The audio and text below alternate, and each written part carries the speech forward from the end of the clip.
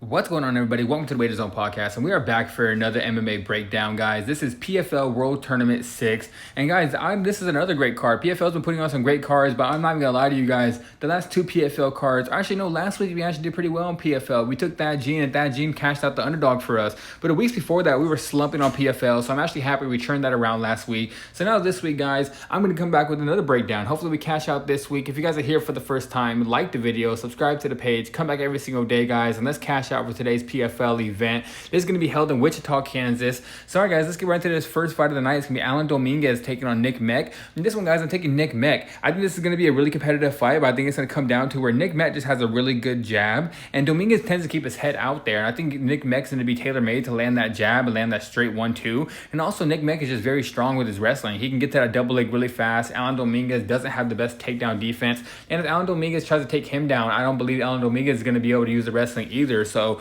for this fight, guys, give me Nick Meck. I do believe he probably wins the fight, probably by knockout in the second or third round, maybe even a decision victory. But either way, guys, I think Nick Meck wins this fight.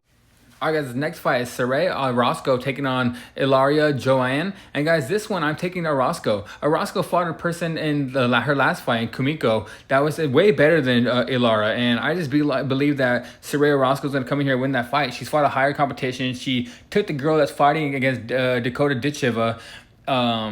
In her last fight, she fought the girl that's going to be going for the title. In her last fight, she took that to split decision. She made that a really tough fight, and I do believe this one is going to be actually a lot easier matchup for her to go in there and mix up her wrestling, mix in her strikes, move around the ring, kick that lead leg. So for this one, guys, probably a close fight, but give me Saraya Orozco.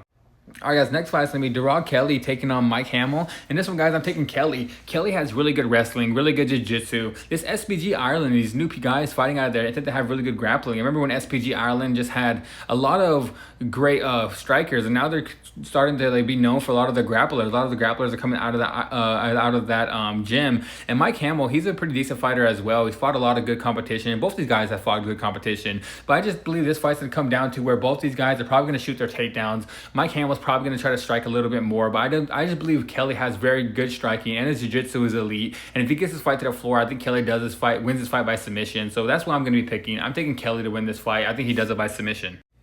Alright, guys, next fight is going to be Tony Caruso taking on Vinicius Sensi. And guys, this one I'm taking Tony Caruso. I believe he is the underdog, but I think it's close, but I think he has plus money on his name. And I don't understand why. I honestly, just looking at the tape, I think Tony Caruso is just a way better fighter overall. He's fought good competition. He's been in the PFL for a decent amount of fights. And Vinicius Sensi, he's a decent fighter, but I feel like his name to fame, and the reason why he's the favorite is because he went in there and beat Brent Primus by submission. And Brent Primus was winning that fight until Brent Primus ended up gassing out, and he ended up losing to Vinicius Sensi. But either way, guys, I think Tony Caruso wins this fight. I just don't understand why the line's like that, but I'm taking Tony Caruso. I think he's a better all-around fighter everywhere. So for this one, like I said, give me the underdog. Give me Tony Caruso.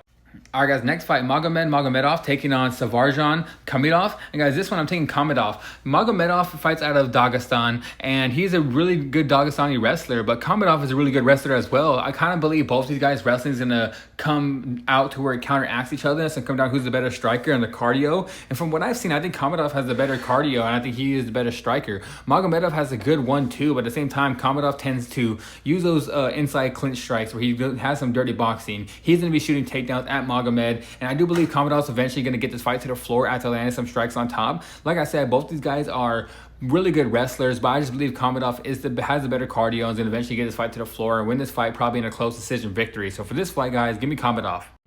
Alright, guys, next fight, Jenna Bishop taking on Ekaterina Shakalova. And guys, this one I'm taking Jenna Bishop. I think both these girls are decent at striking. Both these girls don't have the best striking, but both of them are mainly grapplers. And if it comes down to a grappling match, guys, Jenna Bishop is elite. She has very good jiu-jitsu, and I believe she's the better grappler overall. Shakalova, she tends to end up giving up her back sometimes. Like I said, she's a good grappler, but it seems like she doesn't.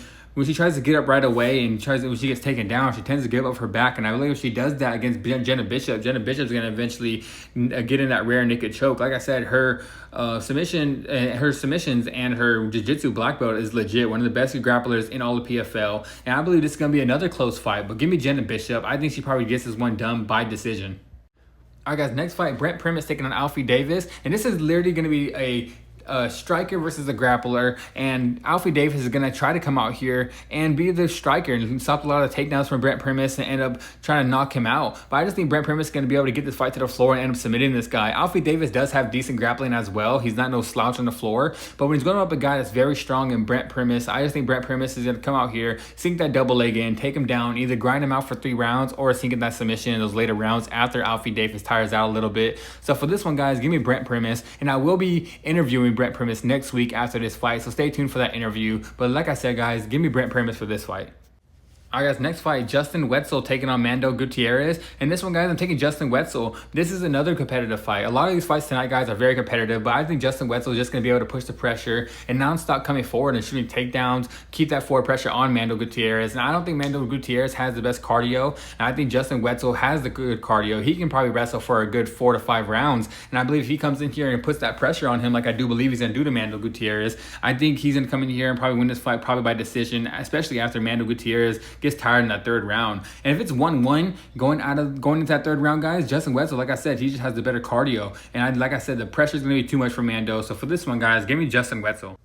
Alright guys, next fight is going to be Marceli Alves taking on Jake Hadley. And guys, I'm taking Jake Hadley. Jake Hadley fought in the UFC. He beat good UFC fighters. He's fought a lot of great competition coming up. And Alves tends to lose when he fights those higher competition fights that higher competition, I should say. And I just think Jake Hadley, the way he wins his fights, if he gets some technical striking going, keeps out of the heavy strikes from Alves, because Alves tends to come in here, swing very heavy. And I think Jake Hadley has very good technical boxing that's going to end up doing him well in this fight. And he has good wrestling where he can mix in the wrestling as well and grapple. So for this fight, guys, give me Jake Hadley. Alright guys, next fight's gonna be Mansour Barnaoui taking on Archie Colgan. And guys, I almost took Mansour in this one, but actually after watching more tape, I just believe Archie Colgan is gonna end up taking this guy down and winning a decision victory. Probably not one I want to put too much of an investment in, because like I said, I was leaning Mansour at first, but now I just a little bit, part of me just believes Archie Colgan is gonna be able to land some heavy strikes and take him down to the floor. Mansour has some really good grappling as well. He's gonna be shooting the most takedowns, where Mansour is mainly as a takedown guy, but I don't know if his cardio is gonna be able to hold up. I don't believe he's gonna be able to take down Archie Colgan that easy. So for this fight, guys, give me Archie Colgan. He could probably get the knockout or get a decision victory. But like I said, I'm not going to put too much of an investment in this fight, because this fight can go either way. Probably a very competitive fight, and I believe the line is way off. Alright guys, next fight, MMA legend and Liz Carmouche taking on Elora Donna. And guys, this one answers, a lot of answers are going to be given for some questions that we have of Elora Donna. She's fought some okay competition. She hasn't fought the best, but she ends up coming in there and looking really good in her fights. But I'm taking Liz Carmouche, guys. She's a very heavy favorite, and I think for a good reason. Liz Carmouche has fought everybody. She's an MMA legend. She comes in here, she beats a lot of these girls really easy. She fought really good competition as well. Yes, she's up there in age, so I believe that's the only thing against her in this fight against Elora. Elora's young, she's hungry, but Liz Carmouche is a seasoned veteran that's still going strong. She's a very good fighter, so give me Liz Carmouche. I think she wins this fight by decision. Alright guys, next fight, Kevin Lee coming out of retirement to fight Gadzhi Rabadonov in the main event tonight, guys. And honestly, guys, this is Gadzhi Rabadonov's fight. Kevin Lee doesn't have that athleticism anymore. He's not a better wrestler. I don't think he's a better striker. I don't know exactly how Kevin Lee is going to be able to win this fight. So I just believe Gadzhi Rabadonov's better everywhere. He's the minus 1800 to win this fight. And honestly, he deserves that high line, because like I said, he's a way better fighter than Kevin Lee everywhere. On the mat, on the feet, he has the better cardio. So for this fight, the main event of the night, guys, give me Gadzhi Rabadonov. Alright guys, that is it for today's video. Like I said in the beginning, like the video, subscribe to the page, come back every single day, guys, and let's cash out for today's PFL 6.